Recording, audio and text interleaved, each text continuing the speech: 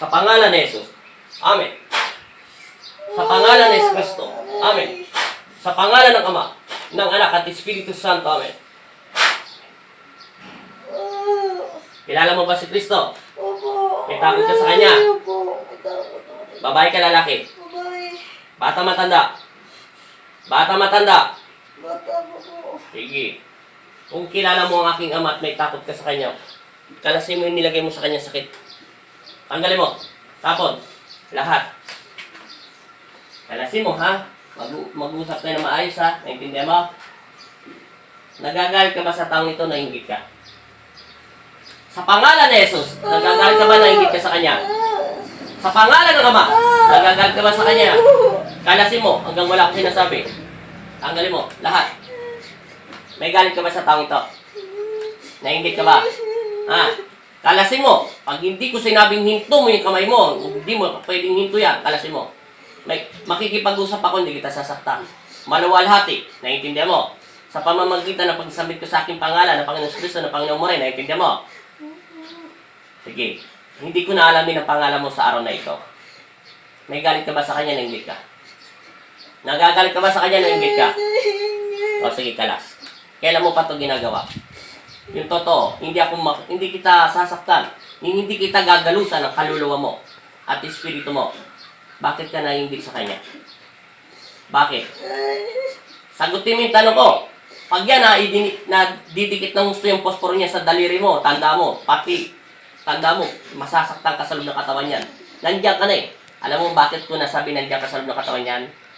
Yung kanina, kinakausap ko ang taong ito, ay hindi makatitig sa akin. At nanginginig siya. Kaya ko siya pinainom ng tubig para hulihin kita. Hindi mo alam na utakan kita. Ha? Yan, tubig yan sa loob ng katawan, parang magnet yan. Mabigat yan sa katawan ng normal na tao. Kung meron nananakit sa loob ng katawan ng taong ito, kaya kita nadampot ng gano'ng kabilis at hindi na kita pinalis. Bakit ka nainggit sa Kanya? Makikipag-usap ako. Bakit ka nainggit? Bakit? Bakit? Hindi lang naman siya. Dalawa sila. Ano?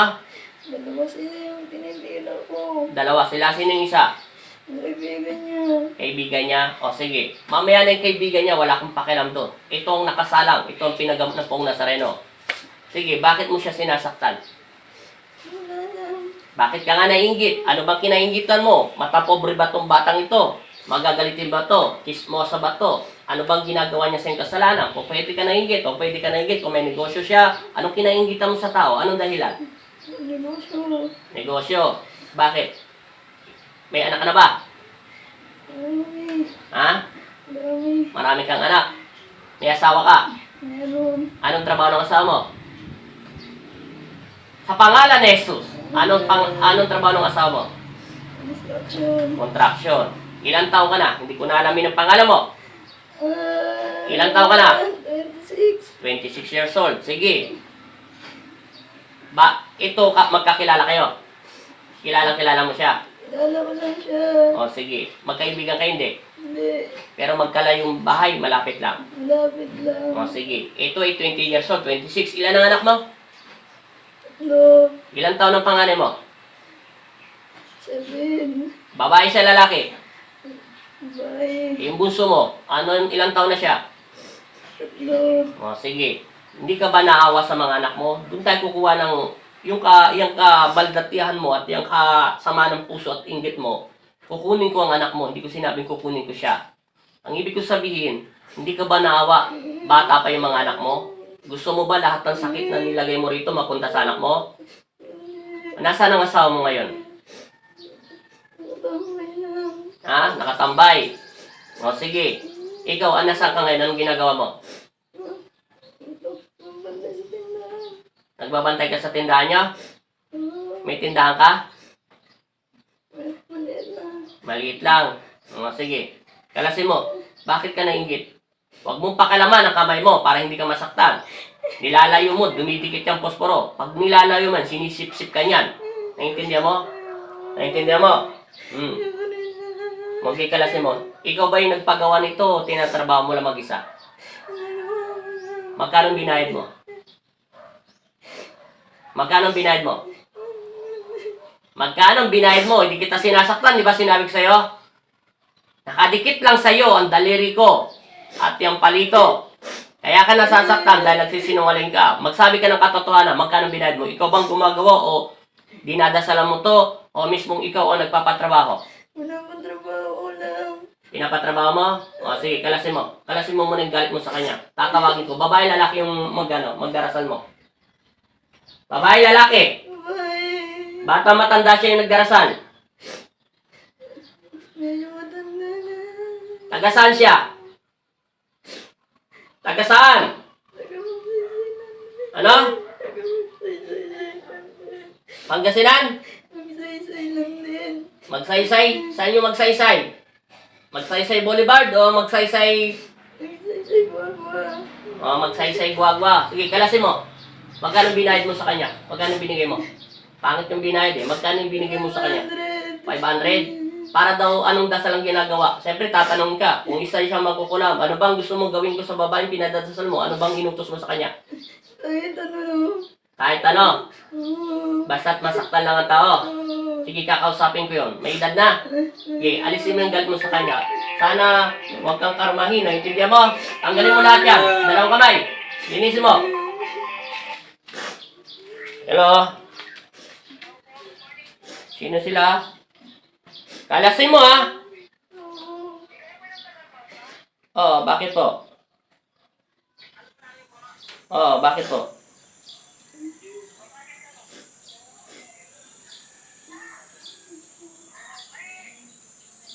Tawag, mamaya-maya na. Sige, tumawag kayo after 1 hours kasi meron ako nakasalang pasyente.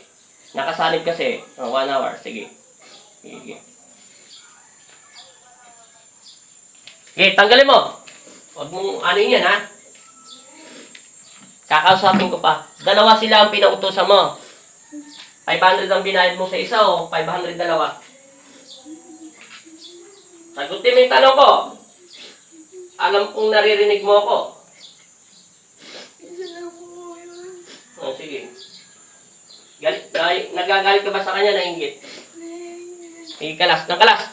Bilisan mo. Simula ulo. Tatawagin ko pa yan. Alisin mo muna yung galit mo. Alisin mo muna yung galit mo sa taong ito. 26 years old siya, 3 anak mo. Isa-isa lang ang anak. Tapos 20 years old lang siya. Tapos asawa mo contraction. Sige, malayo ang pagitan yung edad. Sige. Ilan kayo magkakapatid? 4. Sige. Pangilan ka sa 4? Panganay ka. Nagikalas. Anong trabaho ng nanay tatay mo? Siguro naman buhay pa nanay tatay mo. Buhay pa ba nanay mo? Buhay pa. Ang tatay mo? Buhay pa rin. Anong trabaho ng nanay mo? Hindi na lang din. Ang tatay mo? Anong trabaho ng tatay mo? Barber. Ano? Barber. Ano yun? Barber shop. Barbershop. Okay, kalas. Tanggalin mo. Simula lang muna niya. Mamaya tatawagin ko yung magkukulam mo. Siguraduhin mo ha. Pag nagsinungaling ka na ikaw ang nagdarasal at natutunan mo lang to, may nagturo sa'yo. Pasisigawin kita doon sa loob ng bahay niyo. Naintindihan mo? Aamin ka totoo. Ha? Aamin ka na pinungtusan mo lang to. Sige, kalasin mo. Lahat yung galit mo sa kanya. Kaya hindi naman ikaw makakapagkalas niyan eh. Ang makakapagkalas niyan yung nag-utos ay yung inutusan mo. Kaya kita pinalilinis.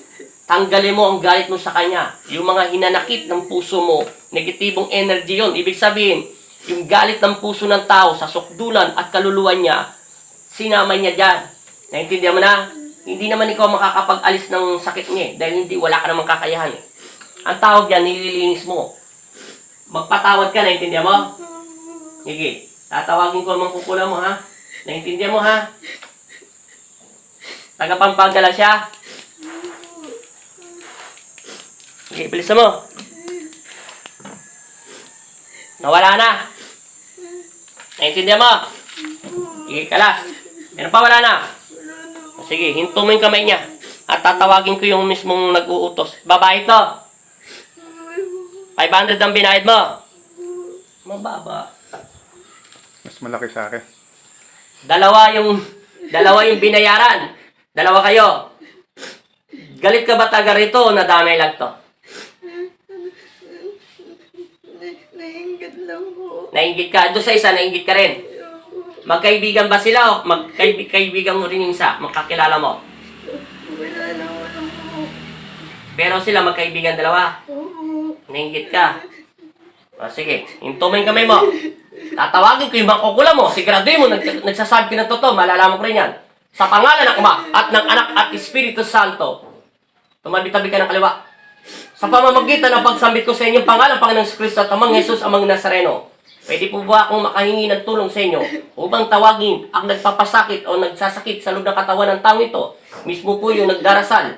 Tinatawag kita sa espiritual ng Panginoong Kristo. Kung nasaan ka man dito sa bansang lugar ng Pampanga, tinatawag kita bilang instrumento ng Panginoong Kristo. Hinahayaan kita makapasok dito sa loob ng katawan ng taong ito upang kalasin mo ang lahat ng nilagay mong sakit. Makipag-usap ka sa espiritual ng Panginoong Kristo sa pangalan ni Jesus. Amen. Sa pangalan ni Babae ka lalaki. Babae ka lalaki. Bata ka matanda. Ilang taon ka na? Susubukan mo ako makipag-away sa'yo? Wala pa akong ginagawa sa'yo, tanda mo. Nakadikit lang itong kamay ko sa'yo. Bakit napapasok ka ba? Nasaan ka ngayon, matanda? Ilang taon ka na? Ilang taon ka na, matanda? Nasaan ka ngayon? 57. Nasaan ka? Anong ginagawa mo? Nang ano pinapanood mo? O sige. Bakit mo sinasaktan ng taong ito? Inuutos lang! Inutusan. Magkano tinanggap mo ang bayad? Ay, Pansin! Taga saan ka? Magsaysay! Pero hindi ko na alam yung pangalan mo. Naintindihan mo? Apa! Okay, kalasin mo nilagay yung sakit sa kanya. Anong dasal ang ginamit mo? Wala na akong ginagawa sa'yo. Kamahingay! Teka, nakadikit na nga lang yung daliri ko sa'yo. Kaya kita gustong dikitan para hindi ka makatakas. Na, kalasin mo. Wala na nga akong ginagawa sa'yo. Sigaw ka na sigaw dyan. May apo ka na. May anak ka. Ilan ang anak mo? 57 years old. Tatlo anak ko. Tatlo. Ilan taon yung pangalan mo? 35. 35. Sige. May mga trabaho na lahat anak mo? May mga pamilya na?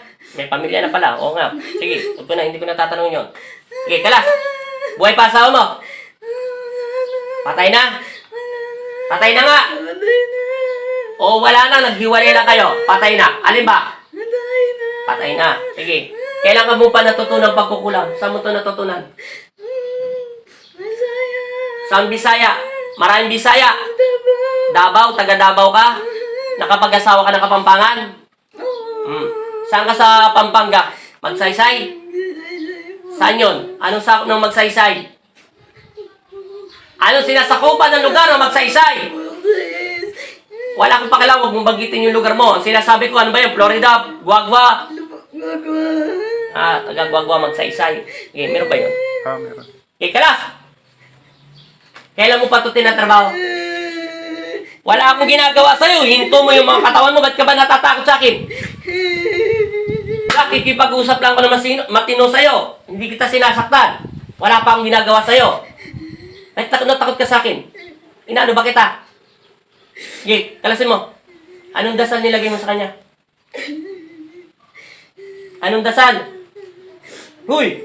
Tinatanong kita. Di ko na nga inaalam pangalan mo eh. Anong ginagawa mong dasal dyan? Ali? Ha? Ano? Yun ang inutos sa'yo. Palakinan dyan. Dalawa to, di ba? Pwede ko bang arborin yung isa kahit hindi magpagamot dito? Sa mata ng Diyos ay pantay-pantay lang. Naiintindihan mo?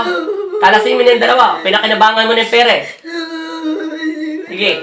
Dalawa sila ha. Unahin mo to ha. Naiintindihan mo? Sa mata ng Diyos ay pantay-pantay ang pag-ibig. Kahit hindi nakapunta rito yung isang kaibigan niya, walang problema. Kalasin mo na rin. Naiintindihan mo? Pero unahin mo to. Naiintindihan mo? Sige, kalas. Paano mo siya nalagyan ng dasal sa malaking tiyan? Anong ginawa mo? Anong kinuha mo sa kanya? Anong binigay? Ano? Alam naman ako magsabi, para ko rin ginis ang bibig ko. Ano? Ano? Paano mo siya nadasalan? Sasaktan kita pag hindi ka nagsabi. Paano? Anong binigay sa'yo ng tao mo? Ano? Ano? Oo nga, alam ko, nilagyan mo siya ng tubig sa tiyan. Paano mo nga nagawa yun? Paano? Picture, pangalan, buhok, etc. Damit, o ano? Ano? Sa pangalan niya. Kailan mo pa ginagawa to? 3 weeks na po. 3 linggo na mahigit. Sige ka lang. Tanggalin mo yung tubig. Sino nagturo sa'yo niyan? Sino nagturo sa'yo, Ale? Kasalayan na po namin. Sa lahi nyo. Sa taga Davao ka. Saan ka sa Davao? Saan lugar? Siguro naman, malaking Davao. Katulad nito, Pampangas mo. Saan ka sa Davao? Saan ka sa Davao? Sa hospital po ng Davao. Kapitolyo ng malapit sa Kapitolyo ng Davao. Sige, kala. Matagal ka na rito sa Pampanga? Opo. Hindi ka Kapampangan. Hindi po. Yung asawa mo lang. Opo. Sige, kala. Ilang 500 siningil mo dito? Yung totoo. Isa lang po yung binigay niya sa akin. Bitin ba? Kulang? Kulang yung binigay sa'yo? Eh, bet mo pinatulang. 500 lang pala. Wala na po kasi kami makain. Wala na kayo makain. Yun ang mahirap dito eh. May sakit ka bang mannerism? Ba't nanginginig ang katawan mo? Tingnan mo, wala naman akong ginagawa. May sakit ka ng parang epilepsy? Ha? Ha? Hindi kita sinasaktan. Naintindihan mo? O sige, kalasin mo. Kita mo, wala na nga akong ginagawa sa'yo. Nanginginig ang buong katawan. Ba't natakot ka sa akin? Wala naman akong ginagawa sa'yo. Tumataas lang yung boses ko kasi nagsisinungaling kayo. Malimanay pa yung boses ko yun, yung mataas nyo. Sige, kalasin mo, nagsisisi ka na. Anong trabaho mo? Anong pinagkakitaan mo? Nangungulam ka lang? Ano pa yung trabaho mo pa? Yung sideline mo? Pera pa sa pagkukulam? Ano? Nanunungi po na sa pagkita. Nagtitinda ka ng sampagita? Nanunungi po. Nanunungi ng sampagita? Nagtutusok ng sampagita? Para ibenta? O sige. Eh bakit naman marangal naman yung trabaho mo? Bakit pinasukan mong pagkukulam? Kasi wala akong sungin namin ng araw. Ilang araw, wala palang tindahan sa pangkita dahil ng pandemic nga pala. Yan ang mahirap sa pandemic. Sana matapos na yan eh. Kaya yung mga tao kung ano-anong naiisip. Kaya tinanggap mo yung bayad, sayang yung 500 kahit maliit lang. Sige, hindi kita papagalitan, hindi kita sasaktan. Sige, sabi ng anghel ko sa puso ko, totoo ang kanyang sinasabi. Matagal niya na itong iniwan, kaso nagkaroon lang siya ng kapit. Pasalamat ka na bagbagabag mo ang puso ko. Bihira mo lang mabagabag ang puso ko. Dahil ibig sabihin, nagsasabi ka ng totoo. Kailan mo ito hininto ang pagkukulam? Matagal na? Matagal na po kayo na naman. Sino yung huli mong ginamit kinulam? Saan? Taga-Davao din po. Taga Davao. Tapos simulan yun, hindi ka na nangulam. Hindi na po. Totoo yung sinasabi sabi ni Ella, dahil hindi sisinungaling yung mga nilang Diyos. Napadaan ka lang daw sa kapit. Tigilan mo to, ha? Opo, hindi na po. Dapat ang ginawa mo, nagbayad sila ng pagkukulam, ang ginawa mo, kinulam mo, tapos bandang huli tinanggal mo kasi maliit lang yung bayad kasi alam mo makasalanan ginawa mo eh. Kahit papano, minayad mo lang, tapos tinanggal mo na. Tapos kung bumalik yung nagpakulam sa'yo, sabi mo, hindi ubra. Kasi nagpupunta sila sa manggagamot, naiintindihan mo, dapat gumawa ka ng dahilan. Kasi alam mo yung maling gagawin mo eh. Kumakapit ka lang sa patalim, ibig sabihin, wala kang asawa. Yung mga anak mo siguro, nakakatulong ba sa'yo? Hindi. Hindi po. Hindi. Wala tayong magagawa. Sige, kalasin mo. Kailan to gagaling? Papakawalan kita. Lumilit ka yung tiyan niya. Kailan yung gagaling yan? Kailan? Ilang araw? Ilang araw? Pagkatanggal mo agad, gagaling? Ilang araw? Siyempre, dahan-dahan po nga. Ano? Dahan-dahan po nga. Daan-daan mawawala. Opo. Sige, pagbibigyan kita. 9 days simula ngayon. Naintindihan mo? 9 days pababalikin ko to. 10 araw simula ngayon. Tandaan mo ha. Sa'yo sa gusto mo, tatawagin pa rin kita. Naintindihan mo? 10 araw pagbibigyan kita. 9 days ang binigay ni Angelito sa akin. Mismo ang Diyos, Anghel na nagsabi nyon. Anghel ang Panginoon Kristo. 9 na araw, simula daw ngayon, kailangan lumit yan, bumalik sa normal. Pero aagwatan kita ng isa. Sige, hihingi ako konti sa kanila. Pagbibigyan kita, 11 araw hanggang 12 araw. Naintindihan mo? Sapat na yon. Naintindihan mo? Sige, pagbibigyan kita. Sa araw nito, patatalunin mo to. Sa araw na ito, makakayuko siya. Sa araw na ito, makakalakad siya ng maayos. Sa araw na ito, hindi rin na siya manginginig. Sige, pagbibigyan kita. Kapit sa patalim dahil sa pandemic. Pagbibigyan kita. Pasalamat ka na bagabag mo ang puso ko. Dahil bihira mo lang mabagabag ang puso ko. Dahil alam nila Ella kung nagsisinungaling ang isang tao. Dahil mga tao lang kayo. Sila Sila yung mga anghel ng Diyos. Okay, kalas. Yan ang ginawa mong dasal. Linisin mo yung buong katawan niya. Linisin mo. Ina-arbor ko yung isang ginawa mo sa kanila. Naintindihan mo? Unahin mo to. Ha? Unahin mo to. Kailangan sa 12 araw matanggal mo to, ha? 9 days ang binigay sa'yo ng anghel ng Diyos. Pero nakiusap ako sa kanila ng 2 araw. Naintindihan mo? Sapat yon. Pababalikin ko sila simula ngayon. Hindi ko alam kung aabot pa sila ng Mayo o June. Kasi 20 na ngayon. Oh, pwede pa hanggang 30, no? Katapusan. Kailangan katapusan ng Mayo, ha? Oh. Sapat na yon. Napakalaki. Ha? Ganyan kabait ang Panginoon Kristo. Tanggalin mo, ha? Huwag ka mag-alala. Ang Diyos na magkakalas niyan. Basta tanggalin mo lang yung dasal. Tatapusin ng Panginoon Kristo at palilitin ang tiyan yan. Sige. Sinusubukan lang kita. Sige, kalas. Yan lang ba binigay mo? Buong katawan niya. Pasensya na. O sige, humingi ka ng kapatawaran sa aking Ama, sa Diyos Ama sa langit, sa Panginoong Kristo, sa ngalan ng Pong Nazareno. Huwag ka sa akin humingi ng pasensya. Dahil peras mo lang akong tao. Yun nga lang, bakit hindi mo gamitin yung kakaya mo maggamot habang nagtitinda ka lang sa pagkita? Alam ko sa mga magkukulam, may pwede sila maggamot. Hindi mo kaya? Hindi mo kaya maggamot? Hindi ko kaya magdamag kasi tinuro ko sa akin yung magulang eh. Tinuro sa'yo magkulam. Hindi mo kaya maggamot. O sige. Kung kaya, isuko mo na lang yung kakaya mo, naintindihan mo? Pwede ka magtinda ng sampagita. Kung wala, maglabandera ka na lang, naintindihan mo? At least, o pwede ka pumasok ng katulong, di ba? Tapos, magdasal ka sa Panginoon Kristo. Naintindihan mo na. Tanggalin mo na yung mga gawain mo masasama. 57 years old ka na. Naintindihan nyo? Ilang taon na lang ang buhay nyo? 60, 70, 80. Naintindihan mo na? Itama mo na yung mga dati mong ginagawang kasalanan, ha? Naawa sa iyong anghel ng Diyos, oh. Naririnig ko sila sa aking isipan, oh. Totoo daw lahat ang sinasabi mo.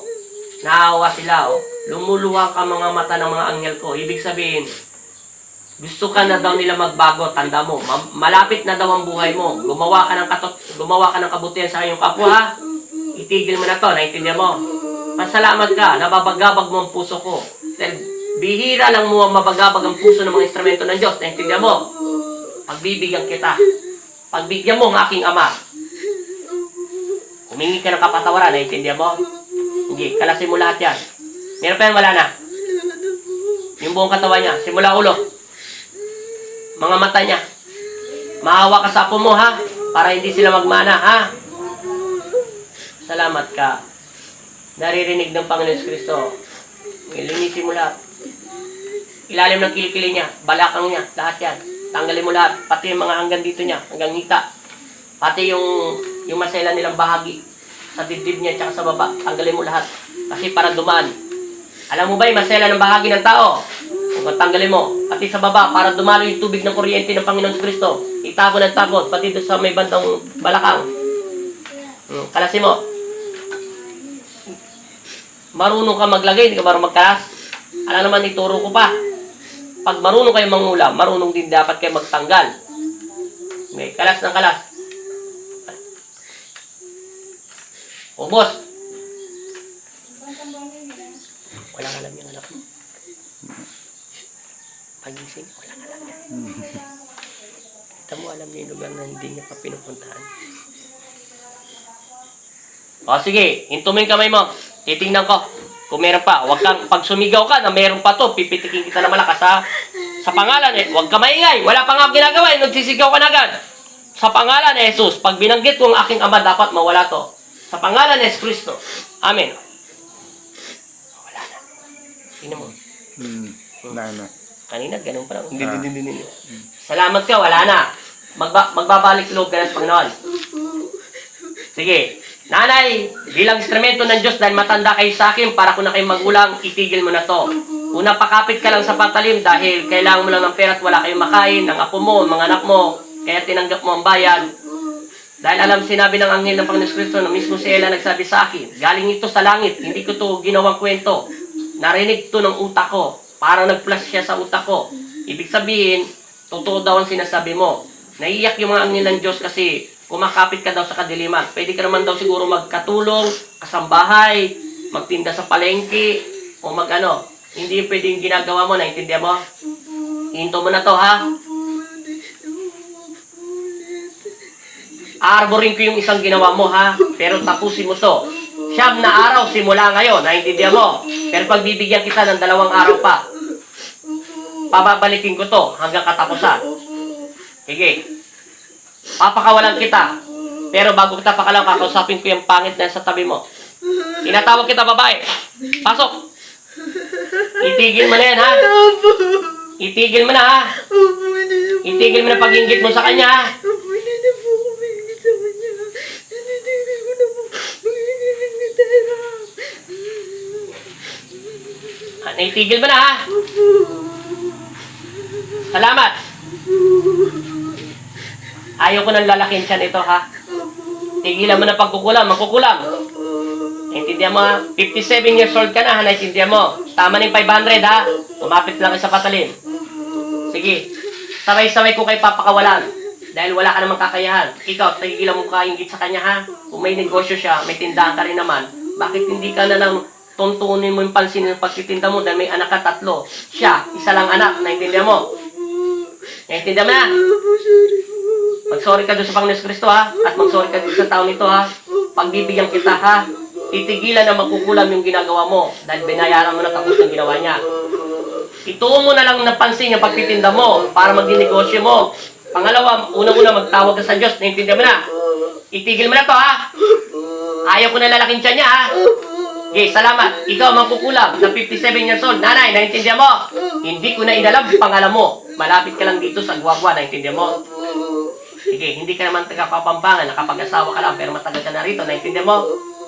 Ibaon mo na lang sa isip mo na manalangin at magtinda ka na lang sa pagitan, naintindihan mo? Kung wala talaga pagtitinda sa pagitan, pwede ka na magkasambahay, magtinda ka sa palengke o magkatulong ka. At least may dangal pa, naintindihan mo? Kakayanin mo pa naman 57 years old ka lang, naintindihan mo? Diskartehan mo na lang. Tumawag ka sa Panginoon, ha? Malay mo, bigyan ka ng Panginoon Kristo ng taong karapat dapat na tutulong sa'yo. Naintindihan mo? Salamat. Sige na. Lumayas na kayo. Sa pangalan ng Ama at ng Anak at Espiritu Santo. Lumayas kayo sa loob ng katawan ng taong ito. Patahimikin ito sa pangalan ni Jesus. Amen.